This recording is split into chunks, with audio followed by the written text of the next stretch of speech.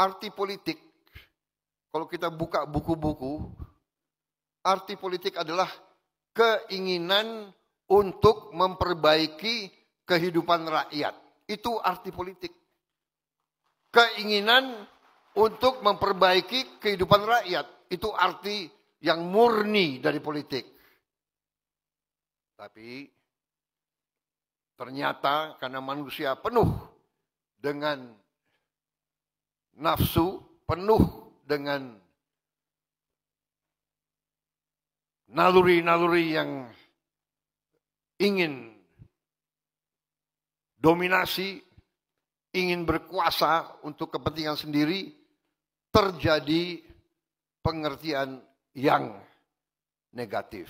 Artinya adalah bahwa politik adalah keinginan merebut kekuasaan dan bahkan dengan segala cara. Benar, politik adalah berurusan dengan kekuasaan. Tapi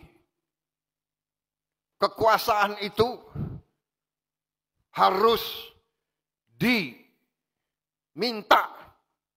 dari rakyat. Rakyat harus memberi kekuasaan secara sukarela, secara legowo, secara ikhlas.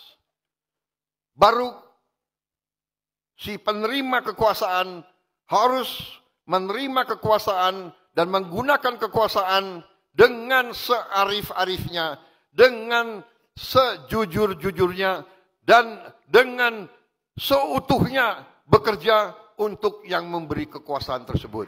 Di Bangka Belitung yang untuk cukup lama menjadi pusat tambang timah terkemuka di dunia.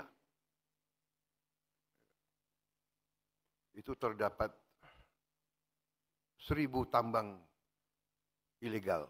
1.000 tambang ilegal.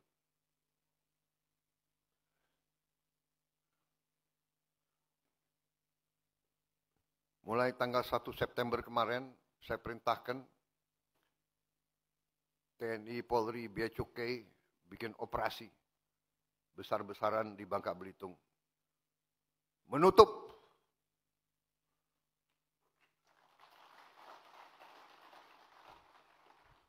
yang selama ini hampir 80% hasil timah tiap tahun diselundupkan tiap tahun. 80% timah kita tutup. Dan nyelundupnya macam-macam. Ada yang pakai kapal, ada yang pakai ferry, ada yang pakai. Sekarang tutup. Tidak bisa keluar. Sampan pun tidak bisa keluar. Kita perkirakan September, Oktober, November, Desember kita bisa selamatkan 22 triliun. Kita mengerti banyak kekurangan. Antara lain kita tidak bisa pungkiri korupsi masih sangat berlaku di bangsa kita ini. Memang kita mengerti hampir semua negara ada korupsi. Tapi korupsi di kita harus kita akui. Menurut saya dalam keadaan yang sangat-sangat memprihatinkan. Rakyat sudah mengerti. Rakyat tahu. Dan pemerintah yang saya pimpin, saya sendiri sebagai mandataris, penerima mandat dari rakyat, penerima kekuasaan dari rakyat, saya bertekad untuk memenuhi janji dan sumpah saya kepada bangsa dan rakyat Indonesia.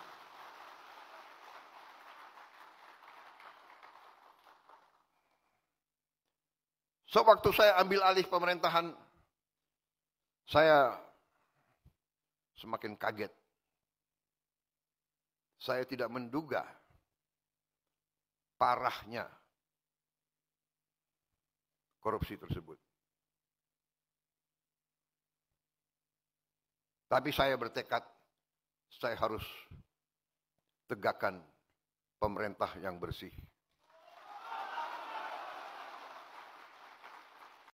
Ternyata dengan makan bergizi ini kita bisa menciptakan lapangan di akhir tahun, di awal tahun depan, Januari Februari, 1,5 juta lapangan kerja baru. Kita telah berhasil menghidupkan ekonomi rakyat.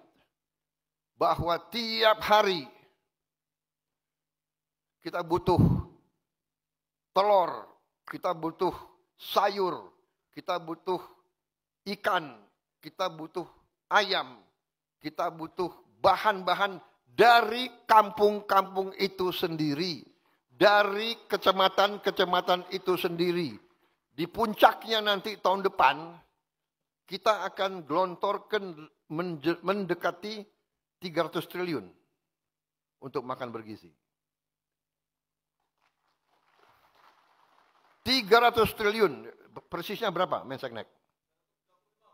335 triliun.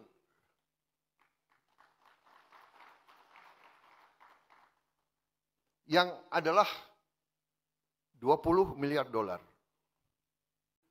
untuk menghentikan pembangunan dan kebangkitan ekonomi Indonesia. Karena mereka tidak ingin Indonesia makmur. Mereka tidak ingin rakyat Indonesia hidup sejahtera. Mereka ingin meneruskan paradoks yang kita alami sekarang. Kekayaan begitu besar hanya dinikmati oleh segelintir orang saja. Ini yang akan saya lawan, ini akan saya lawan. Dan saya berharap saudara-saudara sekalian, semua partai politik termasuk PKS bersama saya, mari kita lawan ini.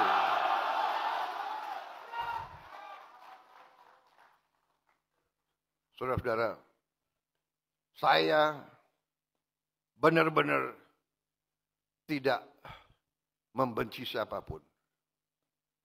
Tapi saya katakan bahwa perintah Undang-Undang Dasar, perintah pendiri-pendiri bangsa kita adalah bahwa bumi dan air dan semua kekayaan yang terkandung di dalamnya dikuasai oleh negara dan dipergunakan sebesar-besarnya untuk kemakmuran rakyat. Itu adalah perintah Undang-Undang Dasar kita. Dan hanya itu, saudara-saudara, hanya itu yang bisa menyelamatkan masa depan anak-anak dan cucu-cucu kita.